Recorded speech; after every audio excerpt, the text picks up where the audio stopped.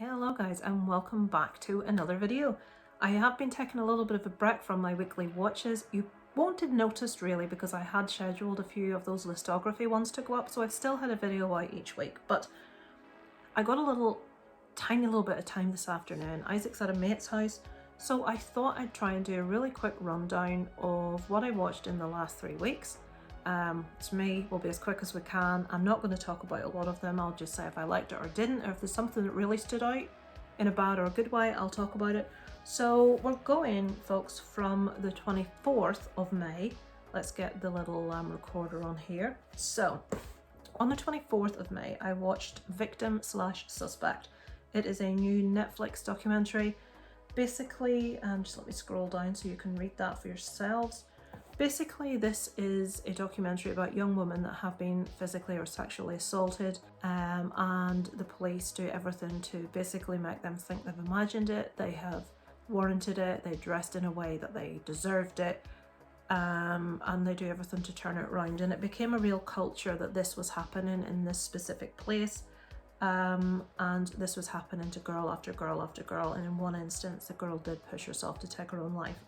So it is a decent documentary. It's not the best I've ever seen, but it is definitely, I won't use the word entertaining. 3 out of 5 for that one.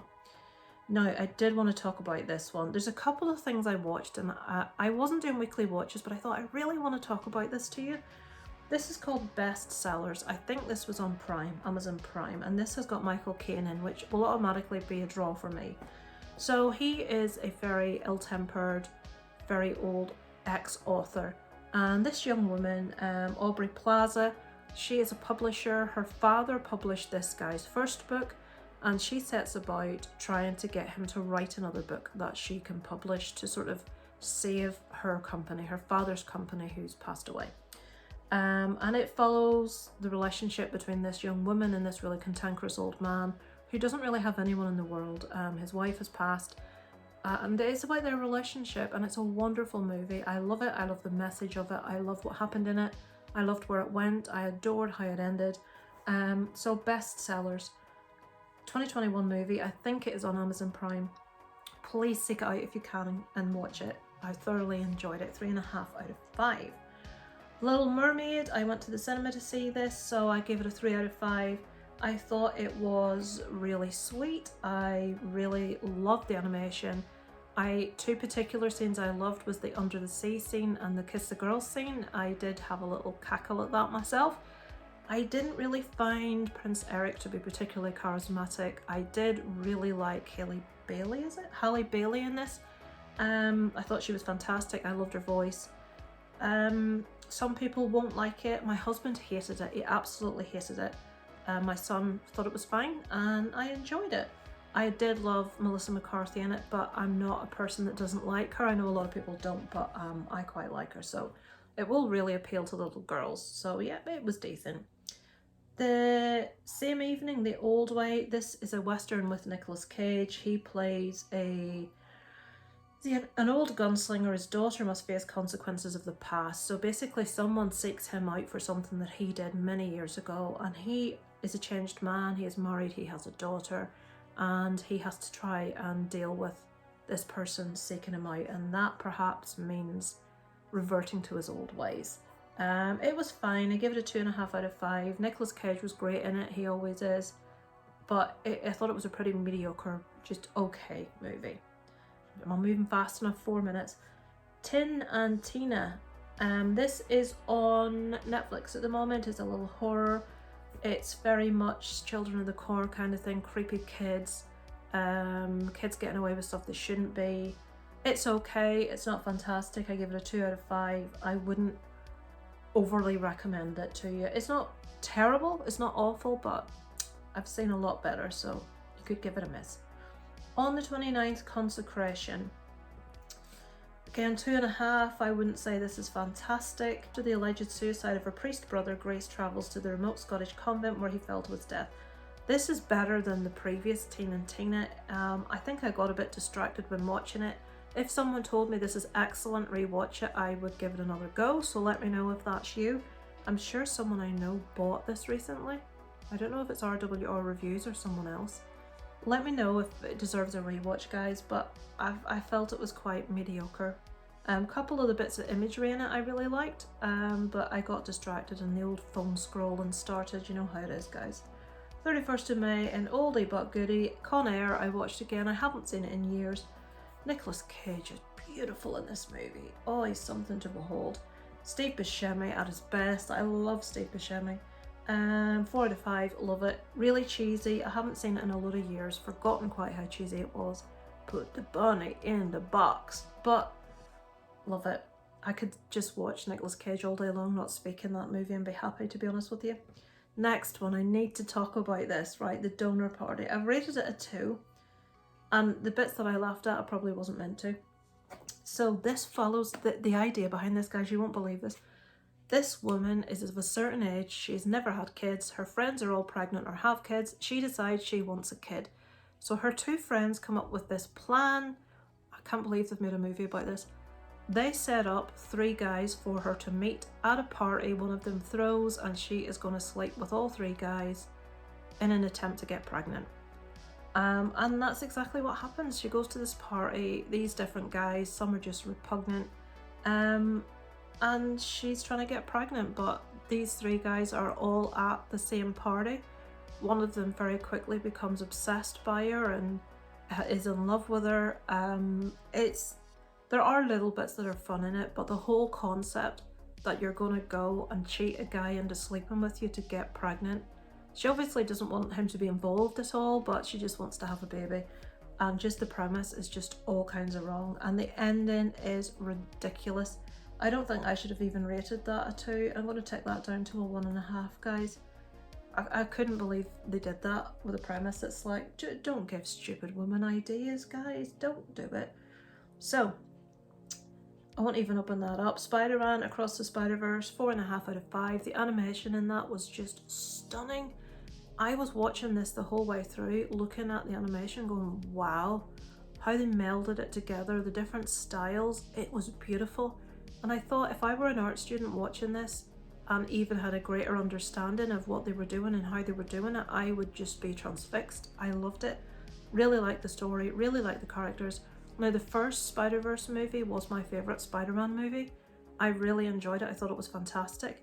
This is amazing as well. Absolutely. Of all the Spider-Man movies in existence, of the true, you know, like the live action ones, I prefer these guys. I don't know why, but big fan of the new Spider-Man movie. So, Two Worlds Colliding, what was that? Right, okay, this is a really important story, but told really badly, really boring.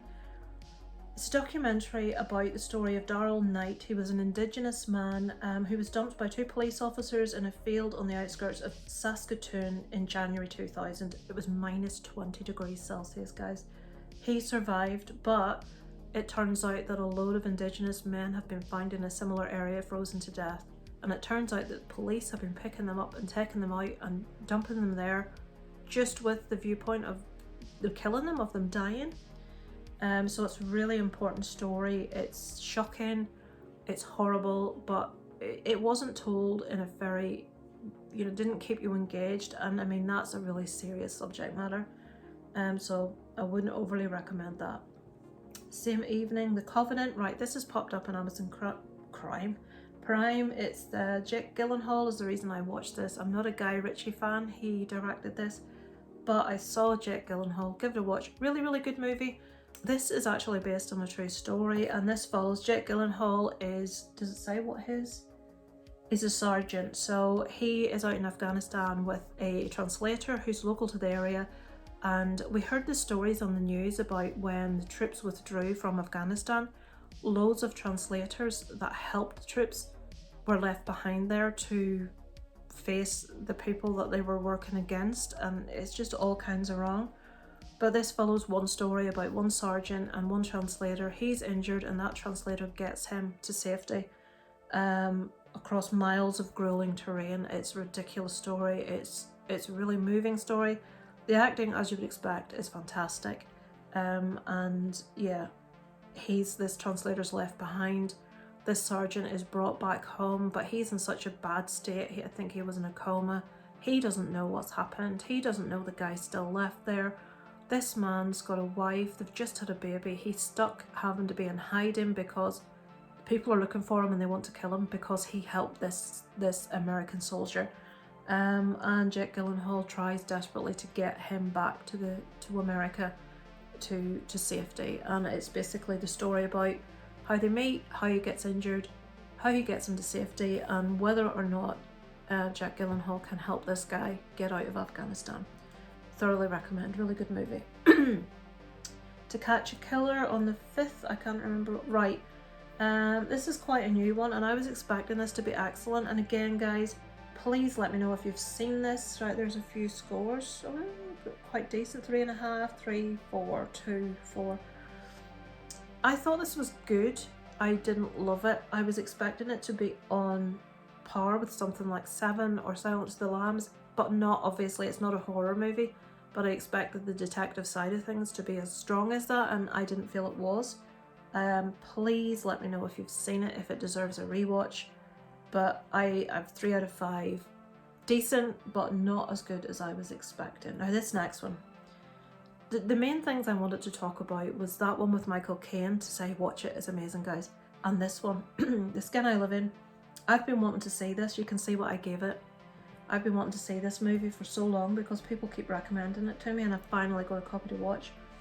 Now look at those scores guys. I'm going to open this up so that you can see how much people love this movie. Alright, I don't know what D thought. Oh, D's giving it a heart, so D enjoyed this. Sin hasn't rated it, so you can see there.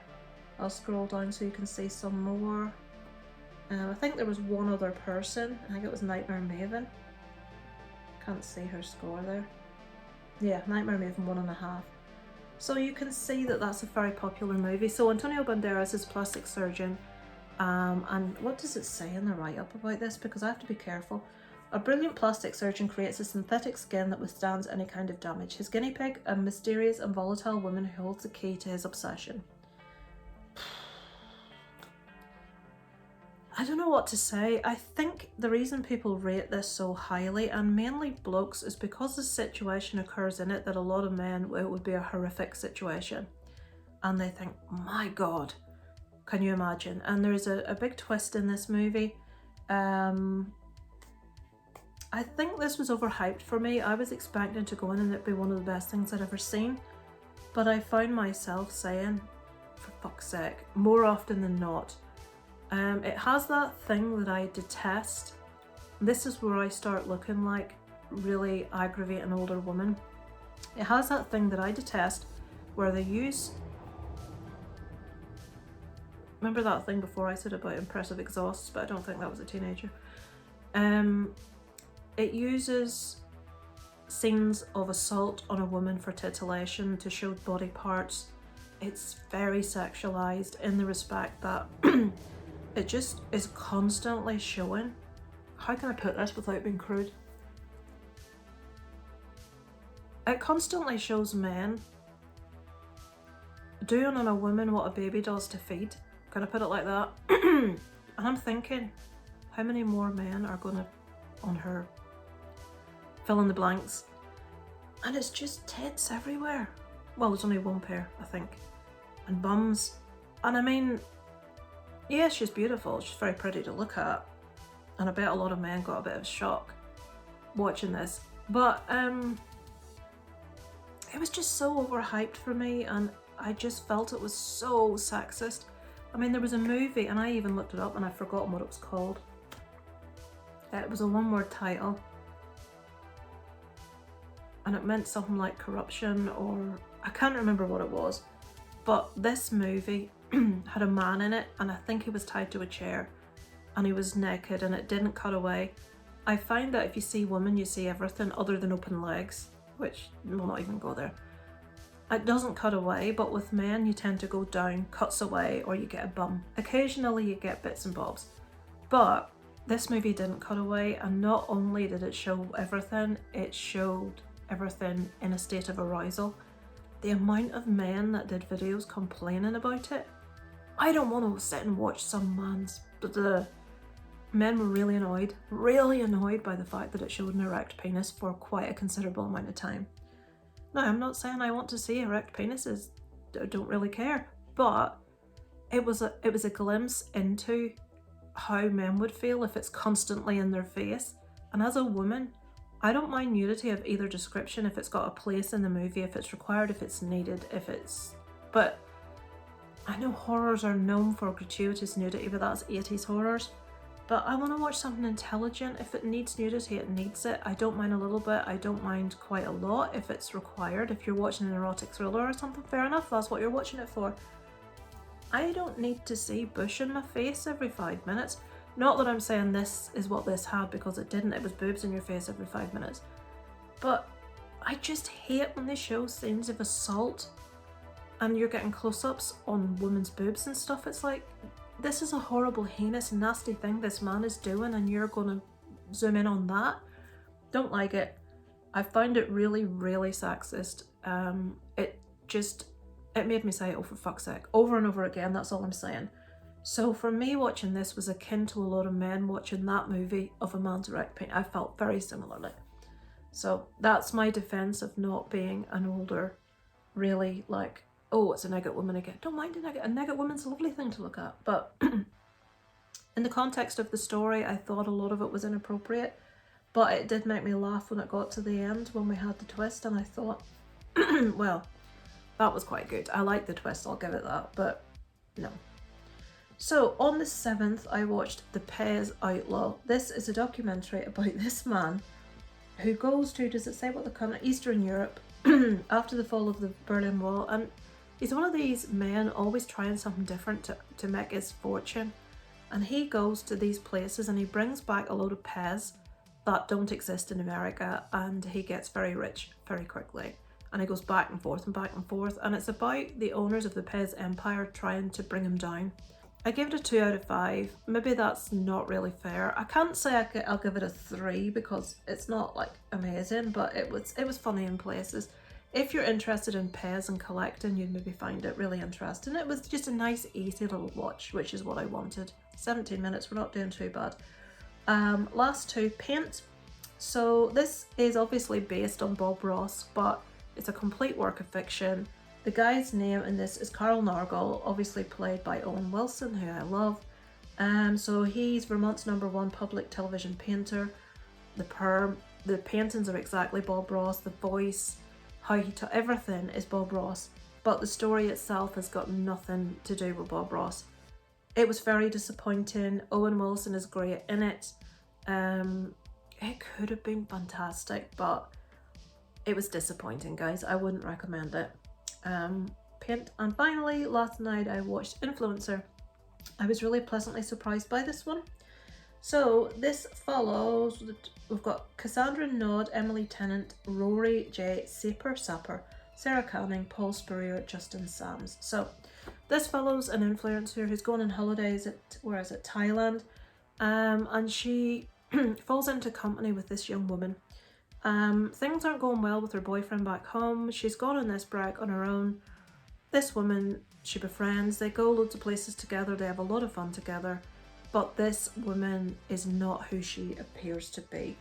It says her interest in her takes a darker turn. So this woman does something particularly nasty quite early on in the movie, probably a quarter way in, and the rest of this movie is the fallout of that, what happens after that.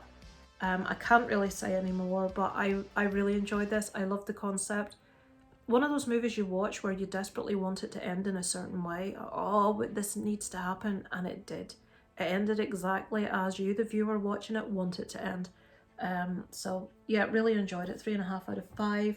What has other people given it to give you an idea? 3.5, 3.5, 3, 3.5, 3. So yeah. To me, if anybody gives a movie anything above a 3, I will give it a chance out. To me, that's a good score. So yeah, that is, so 20 minutes, guys, on what I've watched over the last 3 weeks. If I could recommend any of those to you, it would be the one with Michael Caine. What was it called, guys? Sorry, I'm just lengthening this. But it is really worth a watch. Bestsellers. And obviously, if you haven't seen Spider-Verse, watch it. The Covenant is well worth checking out on Amazon Prime, and Influencer if you're a fan of horror. It's not particularly grotesque, there's a couple of little bits in it, but nothing awful. It's not a slasher influencer I would recommend. I would stay away from Paint.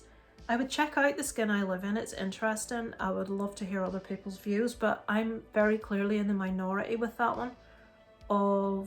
I just found it a little bit ridiculous and a little bit stereotypical, and it could have been so much darker than it was, but I found it quite flippant, and I didn't feel the person that was doing wrong in this got their comeuppance in the end. Donor Party, awful, avoid. Tin and Tina, I would avoid. The Old Way, average. Yeah, so that, guys, is what I have. Let me switch that off. That's what I've watched over the last 3 weeks. That's a very quick roundup for me. Very few of you will watch it at that length, but what can you do? I'm going to record a couple of listography lists while I'm here, so you've got something for the next couple of weeks. As I say, it's coming up to summer holidays. I'm just really busy at the moment, guys. There's not one of these, I'm taking a break because I'm burned out, or any of that stuff. It's going to swear then. It's just quite simply busy, spending a lot of time with family at the moment, and yeah, taking a little bit of a step away. So thanks so much for watching, guys. I shall have a listography up probably within the week. I'll try and do a couple and get them out for you. Thank you so much to those that have commented, that have been watching, and those of you that will have let me know your favourites in the comments and said you've enjoyed them. It means a lot, guys. Thank you so much. Thank you for watching this one. Over and out from Lisa Lives.